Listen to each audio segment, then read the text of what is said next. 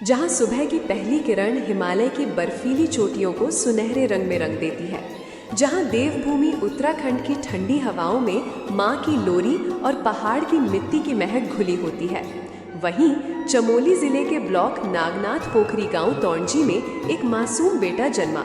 नाम था विवेक नेगी। 5 बहनों और 2 भाइयों में सबसे छोटा, माँ बाप की आंखों का तारा और जिम्मेदारियों का सबसे हल्का लेकिन सपनों का सबसे भारी बैग उठाए हुए।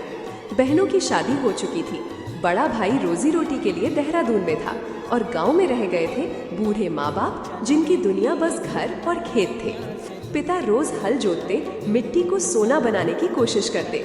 माँ सुबह से शाम तक घर का हर काम अपने बूढ़े हाथों से करती, लेकिन पेट के लिए मिट्टी का सोना भी कम पड़ रहा था।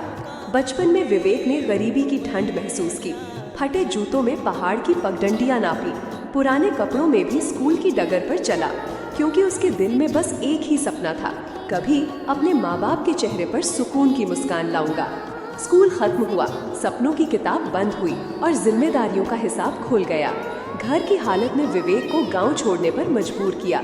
दिल तो वहीं पहाड़ों में छोड़ आया, लेकिन कदम चल पड़े दूर, बेंगलुरु की तरफ। आज वो किसी बड़े ऑफिस में नहीं बल्कि एक होटल में काम करता है।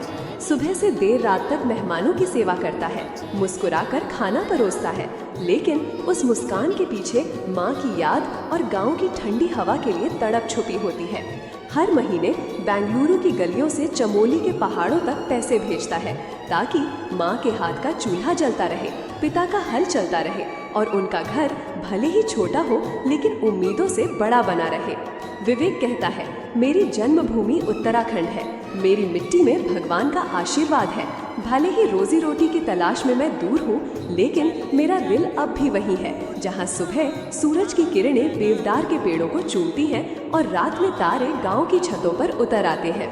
वो जानता है कि शहर की रोशनी पहाड़ के चांद जैसी नहीं हो सकती और होटल के महंगे पकवान माँ के हाथ की रोटियों जैसी खुशबू कभी नहीं दे सकते। ये कहानी सिर्फ विवेक की नहीं, ये हर उस पहाड़ी बेटे की है जो अपने सपनों को छोड़कर घर की जिम्मेदारी उठाने के लिए दूर शहरों में पसीना बहाता है, दिल में बस एक उम्मीद लेकर, एक दिन लौट आऊंगा अपनी मिट्टी में, अपने माँ बाप के पास, और वहीं पूरी करूंगा अपनी जिंदगी की अधूरी कहानी।